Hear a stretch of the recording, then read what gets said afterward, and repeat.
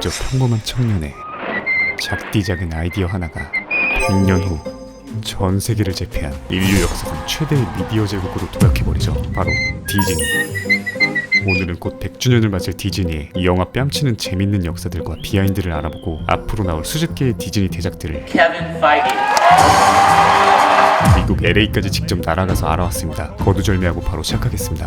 1915년 움직이는 만화가 있다는 걸 알게 된 한 소년이 있었습니다. 그의 이름은 월트 디즈니. 찢어질 듯 가난한 집안 환경에도 불구하고 오직 꿈을 향해 나아가기 시작하죠. 1923년 형 로이 디즈니와 함께 딸랑 중고 카메라 하나만을 들고 디즈니 브라더스 카툰 스튜디오를 설립합니다. 여러 광고와 단편 애니메이션을 닥치는 대로 제작하며 경험치를 쌓던 디즈니는 오스왈드 래빗 캐릭터와 애니메이션으로 주목을 받기 시작하죠. 그런데 그 당시 그들에게 발주를 맡겼던 대기업 유니버셜 픽처스가 모든 판권과 저작권을 가져가 버리는데요. 당시 단편 애니 사상 최대 흥행 기록을 세운 터라 이제 돈 셀 일만 남았는데 바로 눈앞에서 이 모든 것이 그저 신기루처럼 사라져버립니다. 그렇게 다시는 하청 따위 맞지 않겠다며 절치부심하여 완성한 캐릭터가 바로 미키마우스였습니다. 그야말로 전설의 시작이었죠. 기존의 애니와는 다르게 소리를 이용하고 코믹적 요소를 넣음으로써 당시 대중들의 마음을 사로잡았던 것인데, 재밌는 점은 이 촐싹거리는 목소리와 휘파람이 바로 실제 월트 디즈니의 목소리란 점인데요. 그야말로 황무지를 처음 개척해 나가던 입장이었기에 모든 것을 스스로 해결해야 했던 것이었죠. 그리고 이러한 점들이 애니메이션에 대한 그의 진심을 엿볼 수 있는 대목이기도 한 것 같습니다.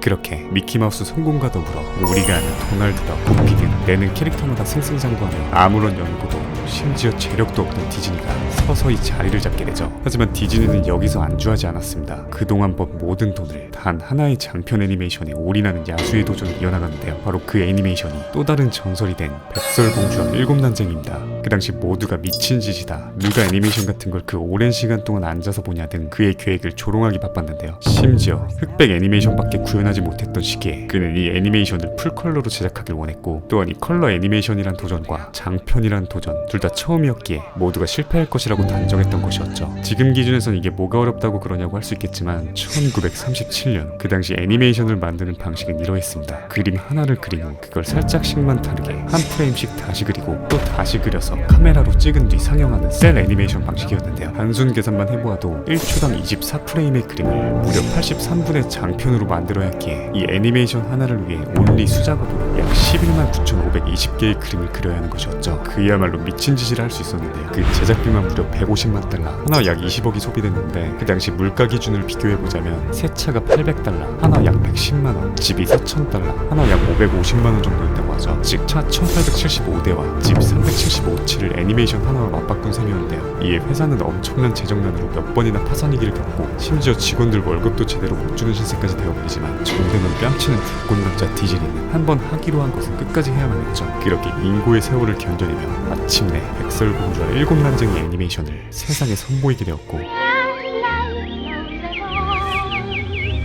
그 결과는 그야말로 상상 초월이었습니다. 지금 봐도 전혀 어색하지 않은 그림과 움직임, 그리고 아름다운 색감까지 당시 사람들로선 충격 그 자체, 긍정적 의미의 경악을 선사하고 말죠. 그렇게 그 한해 극장 수익만 약 800만 달러로 제작비의 5배에 달하는 엄청난 수익을 얻게 되고 오늘날 디즈니의 초석을 다지게 됩니다. 이후 1966년 창업주 월트 디즈니의 사망 후 잠깐의 위기는 있었지만 이후 알라딘, 인어공주,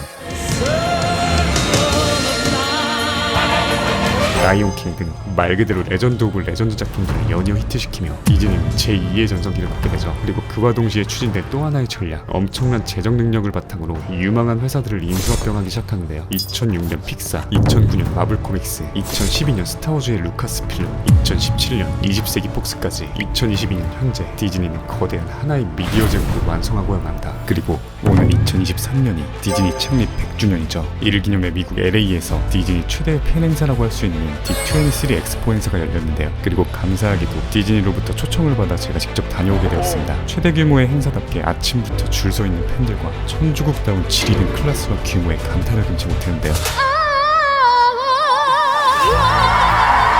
그 중에서도 이번 엑스포의 꽃이자 전 세계가 기다리고 있는 디즈니 산하 스튜디오의 신작들을 먼저 만나볼 수 있다는 것이 D23를 참여하는 가장 큰 메리트가 아닐까 생각하는데요. 직접 가서 알아온 100주년다운 어마어마한 신작 라인업들을 바로 소개해드려 보려고 합니다. 그 첫 번째 타자는 바로 인사이드 아웃 2. 우리가 평소에 느끼는 감정들이 사실은 머릿속에 존재하는 각각의 감정 캐릭터들로 인해 결정된다는 아주 획기적인 아이디어가 돋보인 작품이었죠. 그 높은 완성도로 전 세계를 비롯 우리나라에서도 엄청난 인기를 얻었었는데요. 그 후속작이 무려 8년 만에 돌아온다고 합니다. 과연 슬픔이가 이번에 참교육을 받을 수 있을지 개인적으로 너무 재밌게 봐서 상당히 기대가 되는 작품입니다. 한편 최근 디즈니가 가장 진심을 다하고 있는 분야는 단연코 애니메이션 실사화가 아닐까 하는데요. 관련해서 역시나 여러 작품들을 계획하고 있었습니다.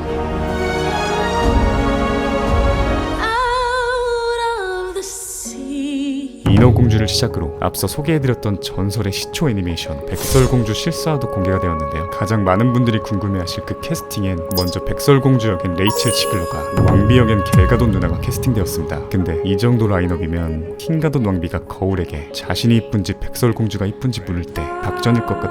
다음은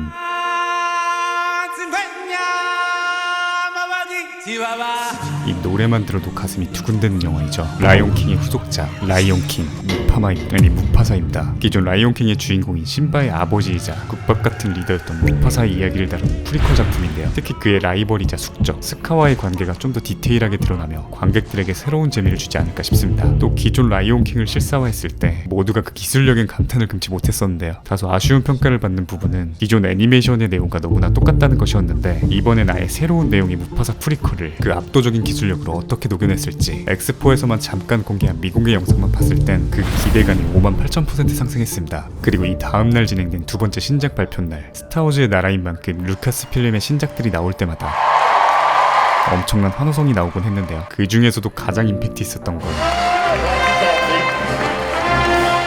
이 전설과도 같은 OST와 인디아나 존스 그 자체인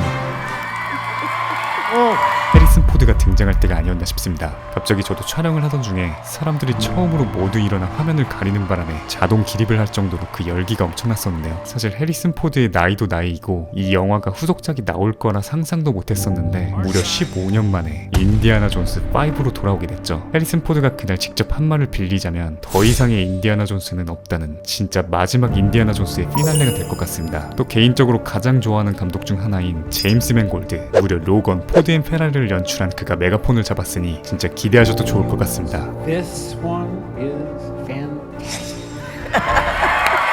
다음은 제가 이 행사에 참여하게 된 주된 이유, 무수한 마블 스튜디오의 신작들이 소개되는데요. 그 시작부터 파이 기자가 등장하며 무려 총 12개의 신작이 있음을 알렸습니다. 그 중에서 가장 관심이 갔던 몇 작품을 소개해드리면 먼저 히어로가 되고 싶은 천재 공대소녀의 이야기, 신작 드라마 아이언하트의 티저 예고편이 공개됐는데요. 사실상 가장 인기가 많았던 로다주의 아이언맨 포지션으로 들어가는 것이기에 이 무거운 책임감을 드라마에서 어떻게 풀어갈지 궁금해지는 작품이었습니다.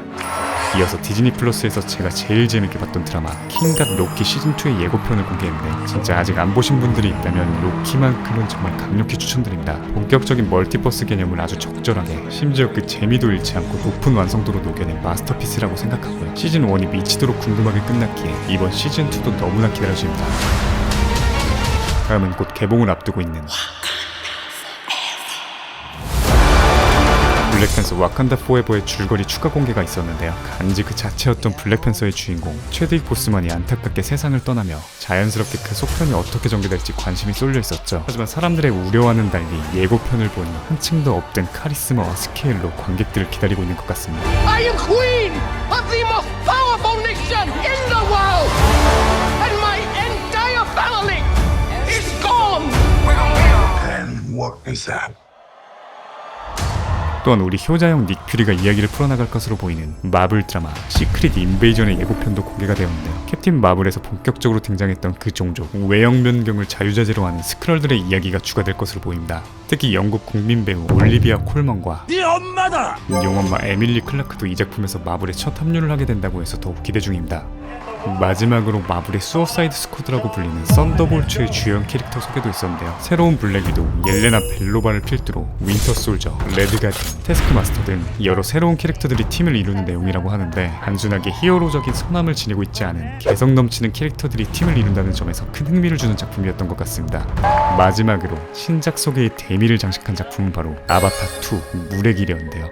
엔드게임 이전 무려 3조 8천억 원을 벌어들이며 전세계 역대 영화 흥행순위 1위를 수년간 차지하고 있던 명실상부 최고의 영화인 아바타의 13년 만의 속편인데다가 영화가 할 수 있는 한계를 시험했다는 제임스 카메론 감독의 자신감, 그리고 이들이 준비한 비공개 영상까지 기대를 안 할래야 안 할 수가 없는 이번 겨울이 기다려지는 가장 큰 이유가 된 역대 최고의 기대작이었습니다. 심지어 다른 작품들 영상 공개 때와는 달리 행사에 참가한 몇만 명의 사람들에게 일일이 3D 안경까지 나눠주며 3D 영상 감상을 진행했는데요. 부제가 물의 길인 만큼 물속에서 벌어지는 그 생생한 연출로 영화계에 또 한 번 새로운 역사를 쓸 것 같은 예감이 들었습니다. 그만큼 전세계 팬들이 목 빠지게 기다리며 수년간 무수한 개봉 루머만 돌았던 아바타2 물의 길이 2022년 12월 16일 드디어 개봉을 확정지었다고 하죠. I know one thing.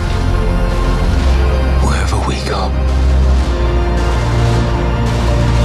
this family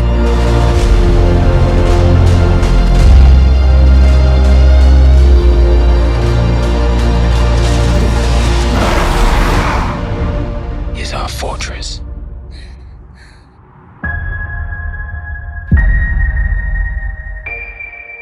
이렇게 약 3일간의 디즈니 엑스포 대장정이 끝났는데요. 전 세계의 디즈니 덕후들이 모이는 최대 규모의 디즈니 축제라 그런지 정말 많은 사람들에게 사랑받고 있는 브랜드라는 것을 느꼈던 것 같습니다. 심지어 보통 2년마다 열리는 이 엑스포에 오려면 무려 몇 개월 전부터 예약과 신청을 해야 가능하다고 하는데 디느님 다음에 또 보내주시면 영상에서 언급된 로키 시즌1 소개 영상을 보고 싶으신 분들은 영상 끝에 추천 영상과 고정 댓글의 링크를 참조하시기 바랍니다. 2023년 곧 100주년을 맞을 디즈니에게 감사와 축하를 전하며 영상 마치겠습니다. 감사합니다. 지무비였습니다. 지금 보이시는 화면처럼 구독과 알람 설정을 해주시면 매주 새 영상이 올라오자마자 접하실 수 있습니다.